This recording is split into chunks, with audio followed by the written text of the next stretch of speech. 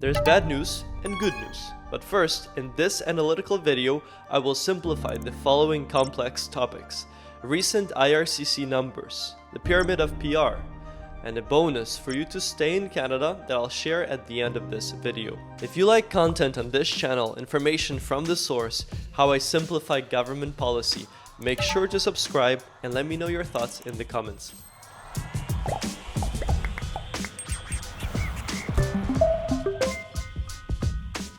First, the bad news. The immigration numbers this year are pretty rough. Canada just saw one of the biggest drops in newcomers in years. We're talking about 200,000 fewer people arriving in the first half of 2025 compared to last year. Think about it this way. Last June, over 11,000 students arrived in Canada. This June, only 4,000. It's like going from a packed concert to a small coffee shop gathering. But here's what I want you to know, and this is very important. There is still hope if you understand how the game has changed. Picture two immigrants, one from 2019 and one now in 2025-2026. I moved to Canada in 2017, and honestly, I wasn't the strongest candidate. I finished a hospitality diploma, not exactly rocket science, and worked as a hotel supervisor for just 1 year. I moved in 2022 and just finished my master's degree in computer engineering. I also have 5 years of experience, and I've been working here in Canada for 2 years. My CRS score for PR is 460. My CRS score is 510. And last week, I got the email I'd been waiting for. I was invited to apply for permanent residency through Express Entry. But I'm watching draw after draw go by, and people like me aren't getting invited anymore. My friends are throwing me a party this weekend. The system worked exactly like everyone said it would. The minimum scores are higher, and they're only calling specific occupations. I did everything right, but it seems I now need to look for other ways to boost my score even more. Yes, I know, it may feel very familiar. And by the way, if you're looking to boost your CRS score, we put together a free checklist that you can download in the description or in the bio, depending on where you're watching this. Fast forward to 2025, and even David's path wouldn't work anymore.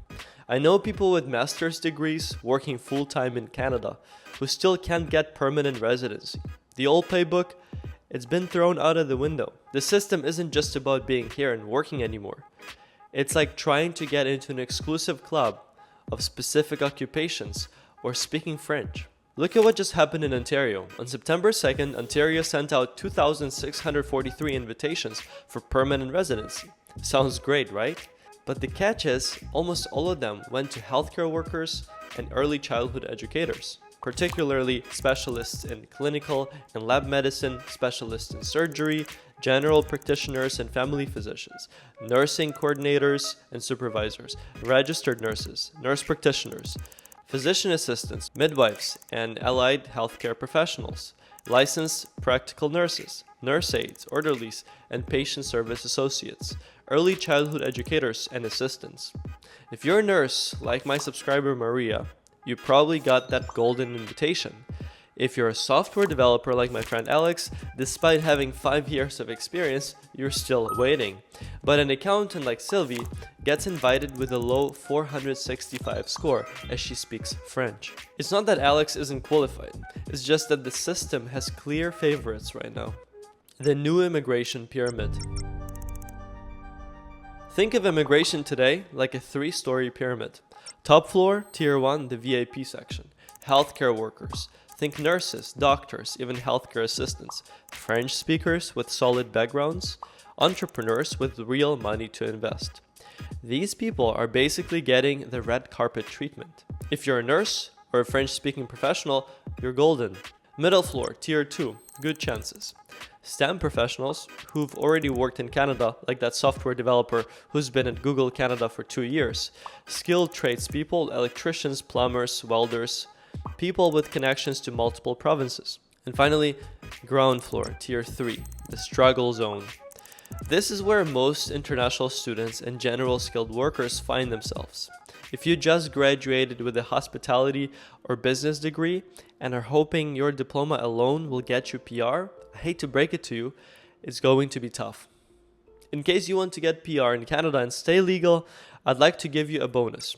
My team and I developed the first of its kind app called PR Compass. It connects to IRCC for news that affect you, shows deadlines in your case so you don't miss anything, and helps you identify the best options for PR. If you'd like to get it, scan this QR code and download it for free. However, you get more benefits with the subscription, so I highly recommend it as it's the price of a coffee, but it can really help your immigrant life. And another thing is, so far we only have it on iOS, but the Android version is coming soon. Now let's talk about the rest of 2025 and what IRCC is preparing for. Let me give you some insider information from a recent report. The federal government has a specific quota for different categories this year. Healthcare, they wanted 8,000 invitations total. They've already sent out 7,500. That's only 500 spots left. Education workers, 3,000 planned, with 2,500 issued yesterday, so the quota is filled. Trades, 3,300 targeted, and guess what? 1,250 have been issued today. That's 2,050 remaining. This tells us something important. If you're an educator, get ready. Multiple draws are coming your way in the next few months. The French advantage. Here's another real example. Earlier this year, the government sent out 18,500 invitations in just 8 weeks, all to French speakers outside Quebec. That's like emptying out a small stadium and giving everyone permanent residency. Why? Because Canada wants 8.5% of all immigrants to be French speakers. So if you speak French even a little bit, you're suddenly in the express lane. And speaking of this, if you download PR Compass and would like to study French, just go to your resources and find our French school. It's a great option for group or individual classes with no commitment. You can cancel anytime. What this means for you. Let me be straight with you. The old strategies are dead. You can't just show up, get any job, and expect permanent residency. But here's the thing, opportunity still exists. You just need to know where to look. If you're a nurse, apply now. If you speak French, if you're in trades, the moment is coming. Make an express entry profile and a provincial profile as well. For example, OINP. My lawyer and I broke down the process in this video if you're interested. If you don't want to do it all on your own, book a consultation below this video with a lawyer for some help. But if you're in that challenging tier 3 category, it's time to get creative. Maybe consider getting additional healthcare training, learning French, or targeting specific provinces with unique needs. The bottom line. Yes, immigration numbers are down, and yes, it's stressful, but there's still a way. Yes, it's more competitive than ever before, I agree, but every month, thousands of people still get permanent residency. The difference between those who succeed and those who don't, they understand the new rules of the game. It's like the difference between showing up to a basketball game, thinking you're playing soccer. Same field, completely different rules. Once you understand what the game actually is, you can start winning. The opportunity is still there. You just need the right roadmap to find it. If you got some value today, please give this video a big thumbs up and let me know in the comments what you think. All the links are in the description, especially to PR Compass, the new app, and I'll see you in the next video.